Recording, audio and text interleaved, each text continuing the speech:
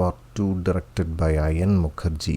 ഇതിൻ്റെ റൈറ്റേഴ്സ് വേറെയാണ്. ആദിത്യ ചോപ്ര, ശ്രീധർ രാഘവൻ, അബ്ബാസ് ടയർവാല 3 പേരാണ് എഴുതിയിരിക്കുന്നത്. അതിൻ്റെ കുറച്ച് പ്രശ്നങ്ങളൊക്കെ എനിക്ക് ഈ സിനിമയിൽ ഫീൽ ചെയ്തു. ഈ 3 പേര് എഴുതുമ്പോഴത്തേക്ക് കുറേ ക്രസ്റ്റ് ആൻഡ് റഫ്സ് ഉണ്ടാവും. അതായത് ചില സ്ഥലത്തൊക്കെ ഭയങ്കര ഒരു ഫീലായിരിക്കും, ചില സ്ഥലത്ത് കുറച്ച് സിനിമ അങ്ങ് ഡൗൺ ആവും. എങ്കിലും ഡയലോഗ്സ് ഒക്കെ എനിക്ക് ഭയങ്കരമായിട്ട് വർക്കായി. അതിന് കാരണം ഞാൻ ഈ വാർ എന്ന് പറയുന്ന സിനിമ കണ്ടിട്ടില്ല.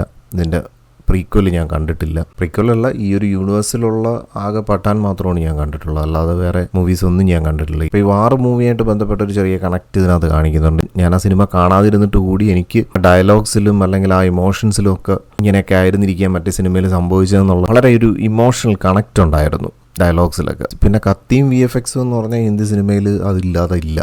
ഡാൻസ് അതൊക്കെ ഒരു ഹിന്ദി സിനിമയുടെ ഒരു മസാല ചേരുവകളാണ്. പിന്നെ VFX ഒക്കെ കുറച്ച് അണ്ടർ റേറ്റഡ് ആണെന്നുള്ളത് മാറ്റി നിർത്തി കഴിഞ്ഞാൽ ഇത് വെറുതെ തട്ടിക്കൂട്ടി കാണിച്ച് വെക്കുന്ന കണക്കൊന്നും അല്ല. അത്യാവശ്യം പണിയെടുത്ത് ചെയ്തിരിക്കുന്ന ഒരു സിനിമയാണ്. സ്പെയിനിൽ വെച്ച് നടക്കുന്ന ഒരു കാർ ചേസ് ഉണ്ട്. സ്പെയിനാണോ അത് ഇനി ഹോളിവുഡ് സ്റ്റുഡിയോയിലോ ആണോ എന്ന് അറിയത്തില്ല. കാരണം ഈ അടുത്ത് വന്ന മിഷൻ ഇമ്പോസിബിളിനകത്താണ് അതുപോലൊരു കാർ ചേസ്. ഏതാണ്ട് സിമിലറായിട്ട് തന്നെ എടുത്ത് വെച്ചിട്ടുണ്ട്. നല്ല പണിയെടുത്ത് ചെയ്തിരിക്കുന്ന ഒരു കാർ ചേസ് സീക്വൻസ് ആണ്. പക്ഷെ അതിലൊരു സർക്കാസം ഉള്ളതെന്ന് പറഞ്ഞാൽ ഒന്നൊരു കൂപ്പർ കാറും ഓപ്പോസിറ്റ് ആയിട്ട് വരുന്ന ഒരു ഹമ്മറുമാണ്. അപ്പം അതിൻ്റെ ഒരു സ്ട്രെങ്ത് ഒക്കെ ഒത്തിരി ഒരു കൺവിൻസിങ് അല്ലാതെ തോന്നി. എങ്കിലും മിനി കൂപ്പറും അത്യാവശ്യം നല്ല സ്ട്രെങ്ത് ഒക്കെ ഉള്ള ഒരു വാഹനം തന്നെയാണ്. ഒരു സോർട്ട് ഓഫ് ഹോളിവുഡ് എഫക്റ്റ് ആ സീക്വൻസിനൊക്കെ കിട്ടി. അതും പല ഡയമെൻഷൻസിൽ ക്യാമറയൊക്കെ വെച്ചത് ക്യാപ്ചർ ചെയ്തിരിക്കുന്നതായിരുന്നാലും പല ഡയമെൻഷൻ എന്ന് പറയുമ്പോഴത്തേക്ക് FPVയിലുള്ള കുറേ ഷോട്ടുകളൊക്കെ കാണിക്കുന്നുണ്ട്. അപ്പോൾ ആ ഒരു മൊമെൻറ്റ് ശരിക്കും ഭയങ്കര എക്സൈറ്റിംഗ് ആണ്. ഇന്ത്യൻ സിനിമയിൽ ഇത്തരത്തിലുള്ളൊരു കാർ ചേസും സ്റ്റൺസും ഒന്നും കണ്ടിട്ടില്ല.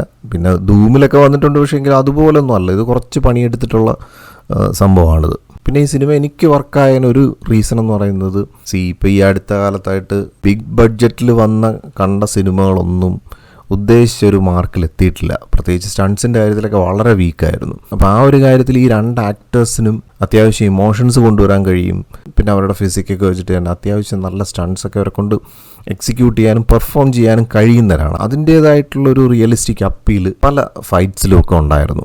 കാര്യം ശരിയാണ്, അവർ സ്ട്രിങ്ങിലും പരിപാടിയിലും ഒക്കെയാണ് ഇത് ചെയ്യുന്നതെന്നുള്ളത് സത്യം തന്നെയാണ്. എങ്കിലും ഓരോ ഷോർട്ട് ഡിവിഷൻസിലും അല്ലെങ്കിൽ ആ ഷോർട്സിനൊക്കെ ഒരു പെർഫെക്ഷൻ നമുക്ക് ഫീൽ ചെയ്താൽ നന്നായിട്ട് ചെയ്തിട്ടുണ്ടെന്ന് നമുക്ക് ഫീൽ ചെയ്യും. അത് ഈ ഏജ്ഡ് ആയിട്ടുള്ള ആക്ടേഴ്സ് ഇപ്പോഴും ഈ ബോൾട്ട് ക്യാമറ വെച്ച് കളിക്കുന്ന കണക്കല്ല.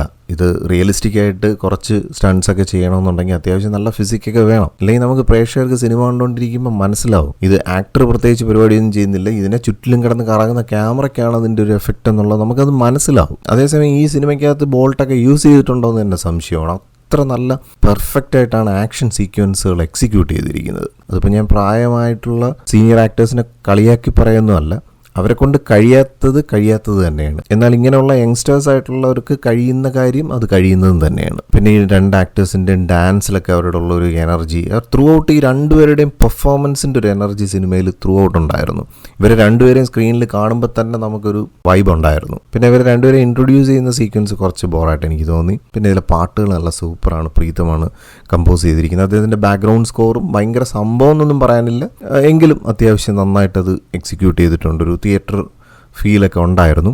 കാരണം പുള്ളി ഒരു ട്രഡീഷണൽ സ്റ്റൈൽ ഓഫ് കമ്പോസറാണ്. ഒരു വെസ്റ്റേൺ അപ്രോച്ച് ഒന്നും ആ ഒരു ആക്ഷൻ സീക്വൻസിന് പുള്ളി കൊടുത്തിട്ടില്ല. അത് കൊടുത്തിരുന്നെങ്കിൽ കുറച്ചും കൂടെ ഒരു മിഷൻ ഇമ്പോസിബിളിലൊക്കെ പോലുള്ളൊരു സ്റ്റൈൽ ഓഫ് ബാക്ക്ഗ്രൗണ്ട് സ്കോർ ആയിരുന്നുവെങ്കിൽ കുറച്ചും കൂടെ ഒരു സ്റ്റൈലിഷ് ആയി മാറിയേനെ. അപ്പോൾ അവിടെ നമുക്ക് കുറച്ചൊരു ദേശി സ്റ്റൈലിലായി പോയാണെങ്കിൽ എനിക്ക് ഫീൽ ചെയ്തു.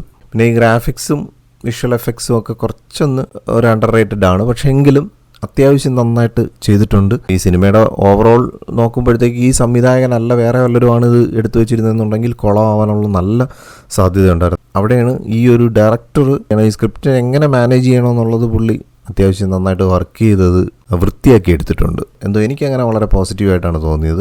പിന്നെ ഇവരെ തമ്മിലുള്ളൊരു ഫ്ലാഷ് ബാക്ക് കാണിക്കുന്നുണ്ട്. ഫ്ലാഷ് ബാക്കിനെ കുറിച്ചൊക്കെ ഈ സിനിമയെക്കുറിച്ചുള്ള റിവ്യൂസ് തന്നെ വളരെ മോശമായിട്ടാണ് കണ്ടത്. അപ്പോൾ അതുകൊണ്ട് ഈ സിനിമ കാണണോ വേണ്ടേ എന്നുള്ളൊരു കൺഫ്യൂഷനിലായിരുന്നു. പിന്നെ ഞാൻ ഒട്ടും പോയി കാണാമെന്ന് വെച്ചതിന് കാരണം ഈ VFXലൊക്കെ ഇന്ത്യൻ സിനിമയുടെ ഒരു നിലവാരം എത്രത്തോളം ഉയരുന്നു എന്നുള്ളതും കൂടെ ഒന്ന് പഠിക്കുകയും വേണം.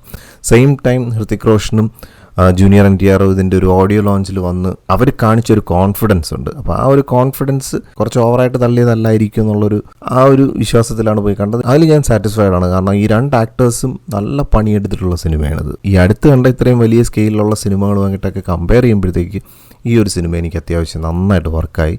അതുകൊണ്ട് തന്നെ ഞാൻ ഈ ഒരു മൂവിക്ക് ഔട്ട് ഓഫ് 10 8 റേറ്റ് ചെയ്യുന്നു.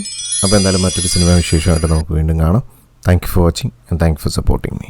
ഈ ഓവറോൾ പെർഫെക്ഷനൊക്കെ വെച്ച് നോക്കുമ്പോഴത്തേക്ക് 8 കുറഞ്ഞു 9 തന്നെ റേറ്റ് ചെയ്യുന്നു.